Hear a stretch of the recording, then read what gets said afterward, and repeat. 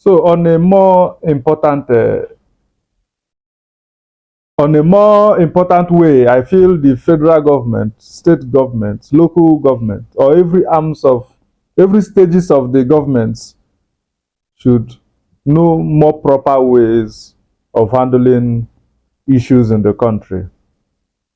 I take you back a bit to the formal government, the government of President Buhari, when he brought about the issue of border closure, which was actually closed. A lot of borders were closed, except from the borders in the north. Now, the reason behind the border closure was one, importation of rice, which was stated then that he wants us to patronize, or he wants the citizen to patronize locally made rice so that there will be no more importation of foreign rice. An order was given then, almost from, let's use the Badagry Cotonou border as an example. Then, if you deviate, or should I say, if you go against the wish of the government by going to Cotonou to buy rice, the custom will seize them on the road while coming over to Nigeria. But then I want to ask a very simple question. If indeed we are still brethren, can you tell me the truth that since the closure of the border, that there was no foreign rice in Nigeria? The first week of the border closure, to second week, to first month, to second month, to even sixth month, to first year, to second year of the border closure, there were more foreign rice in Nigeria compared to before.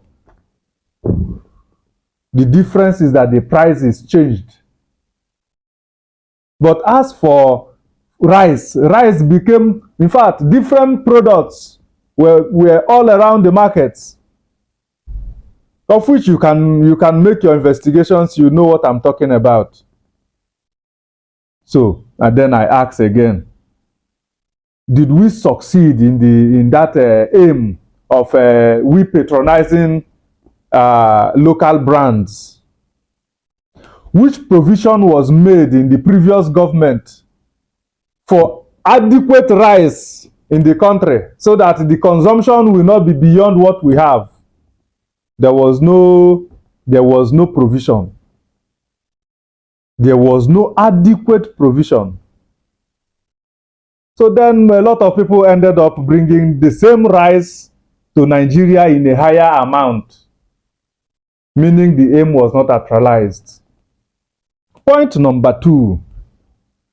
Since the previous government stopped the purchasement of car from Cotonou where it was cheaper, to Kumbo cars where it was cheaper from Cotonou, patronizing local manufacturers like Innocent Motors, did it enhance? If yes, the new senators on seat currently in this current government, they were all given Toyota Land Cruisers, 2023 models. Toyota, is it a Nigerian local made product? The answer is no. So who is fooling who? If the local made manufacturers cannot be patronized, how do you expect to grow the country's GDP? What are we exporting? What are we importing? How many items are being imported? How many are being exported? So at the end of the day, banning things in the country without creating an avenue before banning them is wrong. Sealing the market without notice, without warning, without positive measures that can make you, at least the traders, look like humans, were never taken.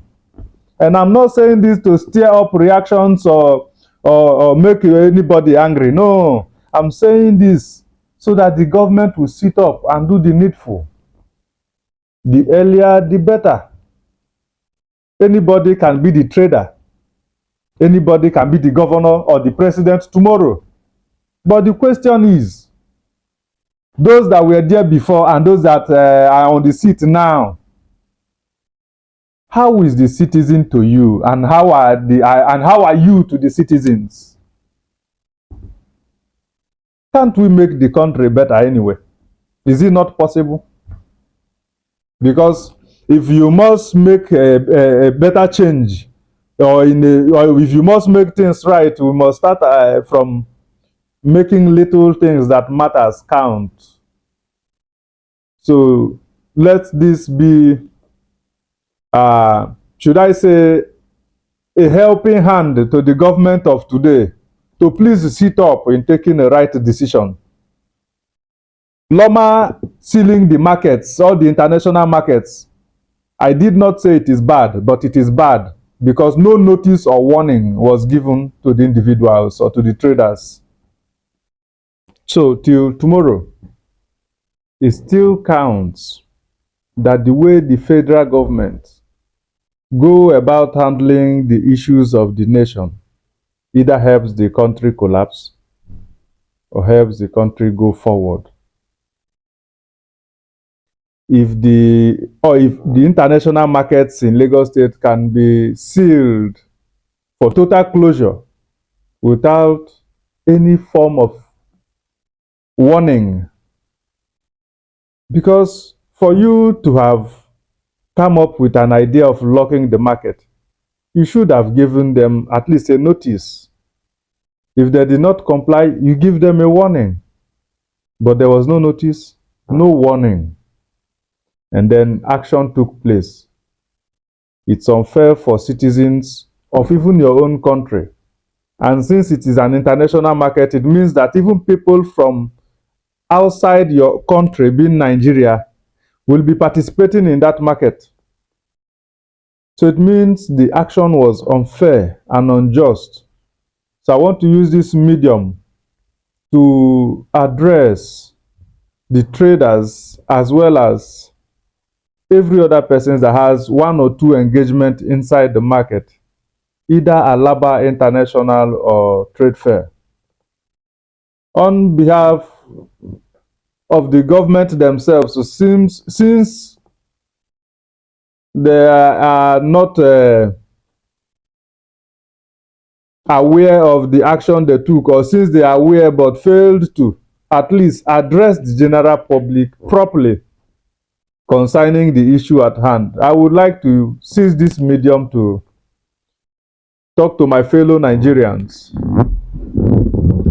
to please remain calm, to please continue to be a law-abiding citizen. If today is bad, tomorrow will be better. If tomorrow is better, next tomorrow can be best. Nobody should violate or add to the problem at hand. We believe and we know that the best will still come out from the worst of days. Because so far happens not to be so good anymore. But no matter what, let's be good. Let's remain calm, especially to the businessmen out there. Let's see it as holiday. And in no distant time, we will bring you to a full info on the day that the market will be opened, so you can go about your daily businesses properly. Thank you. So please subscribe, like the post, share and comment.